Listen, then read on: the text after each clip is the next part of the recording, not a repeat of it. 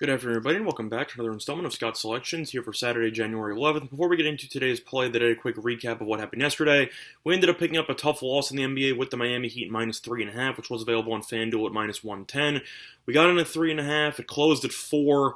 Heat were up 9 with about 5 minutes to go in the game, and they got outscored 17-4 over the last 5 minutes, so they ended up losing outright.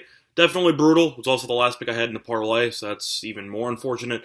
But either or, it happens. Miami just fell apart down the stretch. Brooklyn switched to a zone, and Miami scored, I believe it was 4 points in the last 5 minutes. Yeah, they got outscored 17-4.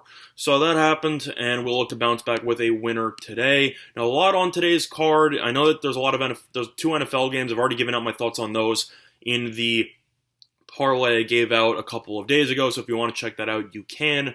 Those games will be starting in roughly 2 hours. I mean, the Baltimore game is going to be the late game. That line's climbed up from 10. It's available at 10.5 in some spots, but mostly 10 or 9.5 market wide. And the San Francisco game stayed steadily at 7 for the course of pretty much the entire week. But in terms of today's play, we're going to be going back to college basketball, and we actually like a matchup that's going to be taking place in the SEC between the Florida Gators and the Missouri Tigers, and that game should be taking place at roughly 8:30 p.m. Eastern Time. And in this game, we actually like the road team here. We like the Florida Gators -2, which is available on DraftKings at -112. Now, I know that out of all the games on today's card, why do I like the Florida game the most? Going with the road team's a little bit odd. Main reason, I just think these two teams are nowhere near each other in terms of talent, and I think Florida should be able to win this game in this hostile environment. I think the spread is too low. It opened up at 2. It's mostly available market-wide at -2.5, but DraftKings still has 2, and for that reason, I will be taking the Gators. Florida, after starting the season ranked in the top 10, they've been pretty underwhelming in the beginning part of the season, but they are still 10-4 overall, and they have looked significantly better over the last couple of games. Just for specifics, Florida did start the season ranked 6th in the country. Then they fell to unranked because they were really that bad in the beginning of the year. But they've started to piece it together, and they have looked a lot better lately as they have won 4 of their last 5 games, including the first 2 games in conference play after beating Alabama and beating South Carolina being on the road.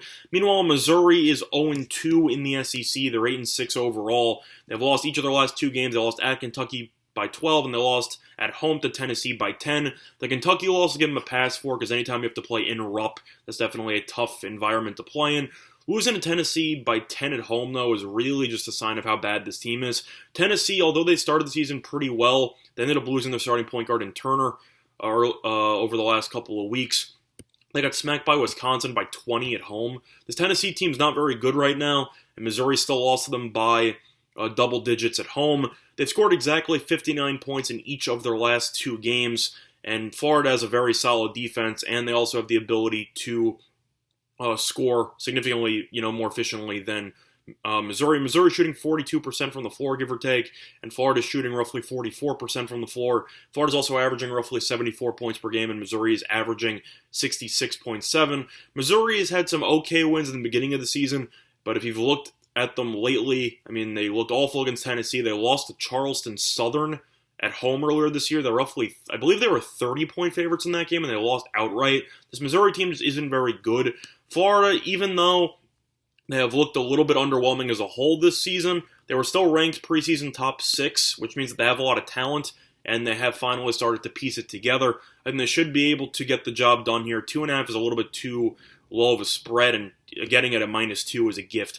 So for me, I think the Gators, led mostly by Blackshear. They also dominate the rebounding advantage with Blackshear, as I just mentioned, a grad transfer from Virginia Tech. It's averaging 8.7 rebounds per game. Florida's averaging 38.9 rebounds per game, and Missouri is averaging 36. I simply just think Florida will dominate on the boards. I think Florida should be able to get the job done and generate enough second chance points to cover this number. And if I look once again at Florida's overall roster makeup, they still got 3 players who are averaging double digits, arguably 4 because Noah Locke is averaging 9.9. But Florida, they started to piece it together lately, and I think they should be able to continue playing well in this environment. So the play of the day, once again, is going to be on Florida -2, which is available on DraftKings at -112. Now, for the leans on today's card, a lot to go through. There's a lot of games. I'll start out with the NFL games in terms of props. There are two props that I was looking at, which I do enjoy, and I'm probably going to bet them separately. You have Lamar Jackson over in rushing yards, which is available at roughly 78.5. With Ingram not at 100%, he's expected to play, but he's not 100%. I think Lamar Jackson will definitely get more quarterback-designed runs. I think you should see him play well. Plus, the weather, there's been conflicting reports about the rain, but it's definitely not ideal temperature, ideal conditions for a very pass-heavy game plan. I think Lamar should rush for at least, I'd say, 80 or so. Lamar's gone over that total of 78.5 in, I believe it is 4 of his last 5 games, so that is something that's worth keeping track of. And for the 49ers game, I actually like the Emmanuel Sanders prop. I like the over in receiving yards for him. Sounds kind of random, but Kendricks is one of the number one, I believe it was the number one coverage linebacker in the entire NFL, and he's going to be matched up on Kittle. I think the Vikings will do whatever they can to make San Francisco uncomfortable. So I think they'll try to get after Garoppolo, and I think they will try to prevent Kittle from getting open. I would expect to see him getting pressed at the line, potentially having somebody. They might try to double team a bit over the middle of the field just to try to limit him offensively. But at the same point, Emmanuel Sanders has still been very solid with this team. 49.5 is a little bit too low. Minnesota's cornerbacks are banged up. It's a bad sign when they end up bringing in 41-year-old Terrence Newman for a tryout earlier this week because of the fact that their cornerback depth is pretty much non-existent. I think the 49ers receiver should have a big game. Sanders has been very solid since he came over in the trade roughly week 6 from Denver. And Sanders also has some playoff experience. I think he will have a solid game. Leaning to Sanders, I think he should go for at least 50 or 60. So my 2 player props that I like are Lamar Jackson over in rushing, as well as Emmanuel Sanders over in receiving yards. But for the NBA, a couple of games to look over here. I really didn't like any of the spreads in the NBA. Main reason why I didn't give anything out. Don't really like anything on the card. I know that money has skyrocketed on the Lakers as they're taking on the Oklahoma City Thunder. The line originally opened up at roughly -1, and the line has gone up to roughly -6 according to the offshore markets, which I find very interesting. Kind of surprised me. It's mostly, I know LeBron's probably not going to play, so that's actually, I'm curious if that's a typo from the offshore markets, but that doesn't make any sense to me. If LeBron is out, which according to reports, it looks like he will be because of the fact that there's no reason to play him on a back-to-back. I'm going to have to lean to Oklahoma City here. Anthony Davis is still a question mark, but the Lakers have been known to play badly when LeBron's not in the lineup. I'm going to assume that line's a typo for the Thunder, but overall, still going to lean to OKC. I think with the second day of a back-to-back, as well as LeBron being out, I think Oklahoma City off the rest at home should be able to take care of business. Lean to the under and lean to the Thunder in that one. But other than that, that's really all I looked at in the NBA. Didn't really like anything else. Now, for college basketball, I'll go back to the well, lean to the Citadel and Wofford over. This line's just too low. It's in the 150s.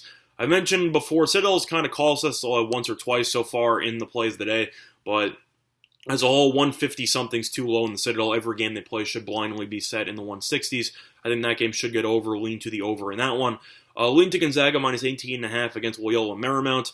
Marymount only scored, they scored in the 30s against BYU in their last game on the road. Gonzaga won their last game on the road by about 40. I think Gonzaga should win this game by double digits. They're averaging roughly 22 more points per game. They're averaging double-digit more rebounds per game. Loyola Marymount just doesn't have the athletes to compete with Gonzaga, and I think Gonzaga should be able to win this game very easily. They'll win this game by about 20-something. Lean to Gonzaga on that one. Other than that, though, never mind. The Citadel game's actually at 7, so I thought it was at 4. It is not. Other than that, though, looking at the rest of the card, there's a lot of games on, but I'm not really the biggest fan of all of them. I'll lean to the under in the Virginia-Syracuse game, though. Very low total at 114. First matchup they had, I believe, totaled like 80 points. The first matchup between these two teams, both teams couldn't score. And I think Syracuse will struggle offensively once again on the road. Virginia offensively has been an absolute mess. I think they'll play better in this game. But realistically, I see this game finishing somewhere in the realm of like 60 to 45. I think this game will be low scoring. Lean to the under in that one. But the play of the day once again will be the Florida Gators -2, which is available on DraftKings at -112. That's good over the installment of Scott's selections here for Saturday, January 11th. And good luck to all of you and your respective bets today. Bye, everyone.